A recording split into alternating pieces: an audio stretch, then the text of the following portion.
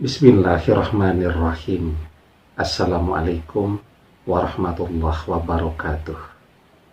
Bapak-bapak, ibu-ibu, mas-mas, mbak-mbak, khususnya adik-adikku sekalian yang dirahmati Allah dimanapun Anda berada. Kembali di IIP Channel bersama saya, IIP Wijayanto.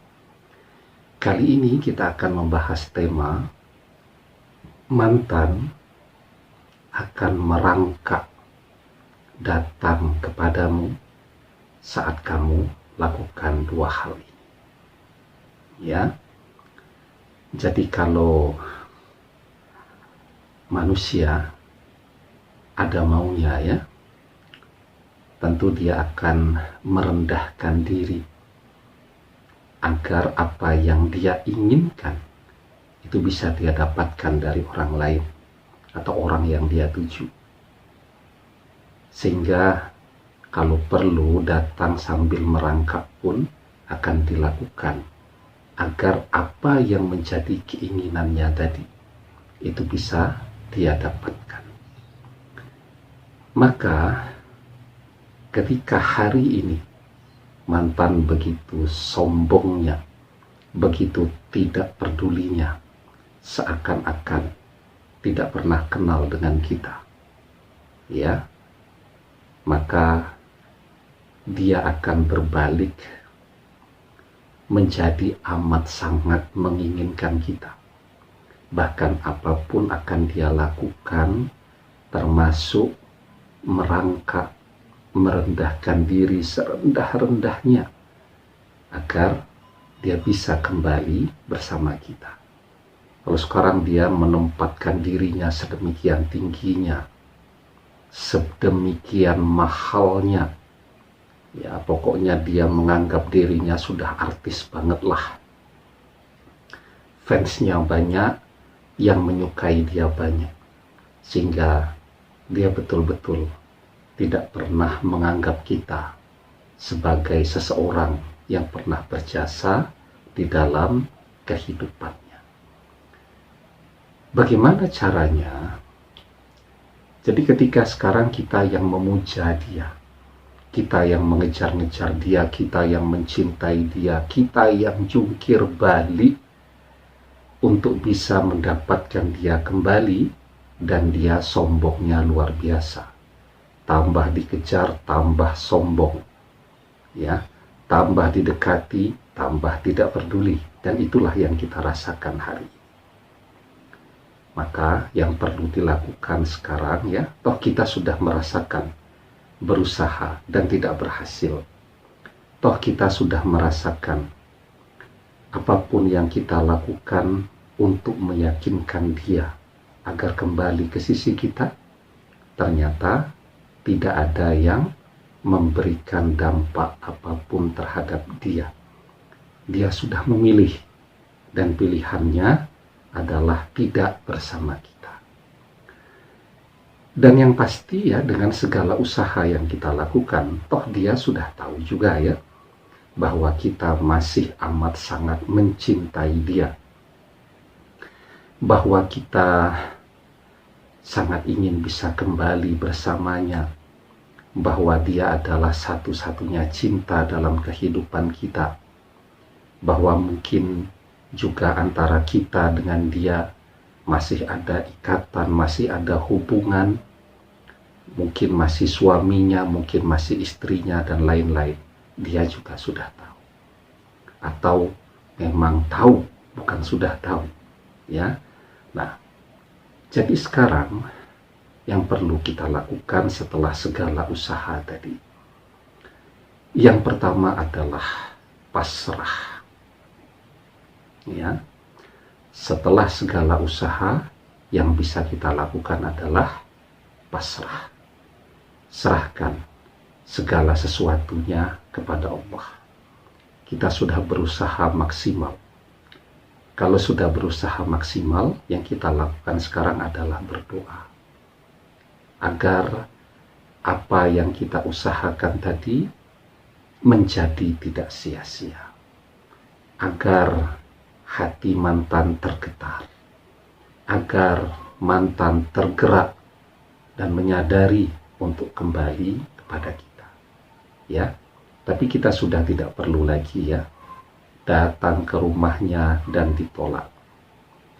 Menunggu di mana dia bisa kita temui dan dia lewati begitu saja.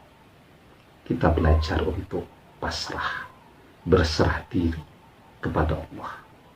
Karena yang namanya hati manusia, segala sesuatunya tergantung kepada Allah. Dan Allah Maha melihat apa yang sudah kita kerjakan. Maka sekarang semua yang kita kerjakan itu kita serahkan kepada Allah. Ya, biar Allah yang kemudian memilihkan yang terbaik. Kapan waktunya mantan sadar, kapan waktunya mantan kembali. Yang kita lakukan adalah berdoa. Ya Allah, aku serahkan segala sesuatunya tentang mantan ini kepadamu ya Allah. Aku sudah berusaha yang terbaik yang bisa aku lakukan.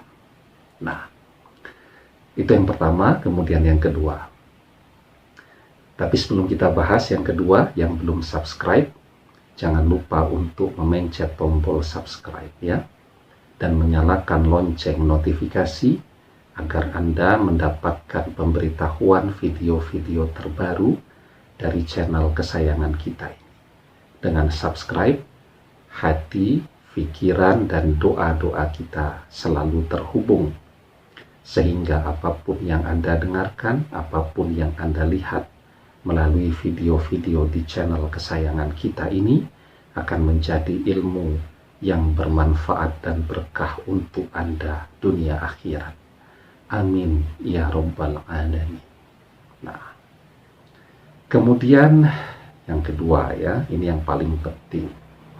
Ketika kita sudah pasrah, kita berdoa, doa itu adalah ibadah, maka ibadah kita tingkatkan. Fokus dan tujuan kita sekarang jangan lagi hanya untuk mantan. Tetapi fokus dan tujuan kita sekarang adalah meraih kebahagiaan di akhirat.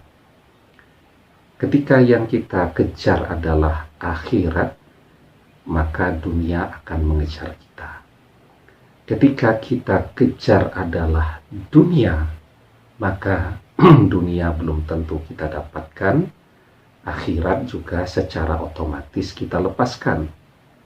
Ya, coba, ketika yang kita kejar itu adalah mantan, mantan belum tentu kita dapatkan, akhirat juga kita lepaskan. Tetapi ketika yang kita kejar adalah akhirat, ibadah kita perbaiki, amal saleh kita perbaiki, akhlak kita perbaiki, doa kita perbanyak, sedekah kita perbaiki dan kita perbanyak, dan seterusnya. Maka ketika yang kita kejar adalah akhirat, dunia itu yang justru akan mengejar kita, yang akan datang kepada kita. Di dalam sebuah hadis, Rasulullah Shallallahu Alaihi Wasallam bersabda, "Man kanatid dunya hammahu, farraqallahu alaihi amrohu, wa ja'ala faqrohu baina ainaihi, wa lam ya'tihi minad dunya illa ma kutiba lahu. Wa man kanatil akhiratu niyyatahu, jama'allahu amrohu, wa ja'ala khinahu fi qalbihi, wa atadkhud dunya wa hiya raqimatun." Barang siapa tujuan hidupnya adalah dunia, maka Allah akan mencerai-beraikan urusannya, menjadikan kefakiran di kedua pelupuk matanya, dan ia tidak mendapatkan dunia kecuali menurut ketentuan yang telah ditetapkan baginya. Barang siapa yang niat tujuan hidupnya adalah akhirat, Allah akan mengumpulkan urusannya, menjadikan kekayaan di hatinya, dan dunia akan mendatanginya dalam keadaan hina. Ya, ketika yang kita kejar adalah dunia, kenikmatan dunia, kebahagiaan dunia, yakni si mantan ini, maka mantan belum tentu bisa kita dapatkan. Kita akan kehilangan begitu banyak waktu kita untuk ibadah, untuk ngaji, dan lain sebagainya. Tetapi ketika sekarang kita fokus, ya, kita bekerja agar kita bisa banyak bersedekah, agar kita bisa banyak berbuat baik, ya, kita beribadah sebaik-baiknya, dan seterusnya. Yang kita kejar adalah akhirat, maka dunia yang akan datang kepada kita. Dunia itu termasuk mantan di dalamnya. Mantan juga akan datang dalam keadaan merendahkan diri, memohon untuk bisa kembali bersama kita. Insya Allah, jika Allah mengizinkan. Demikian, semoga bermanfaat. Wallahu a'lam bishawab, billahi taufik wal hidayah. Assalamualaikum warahmatullahi wabarakatuh.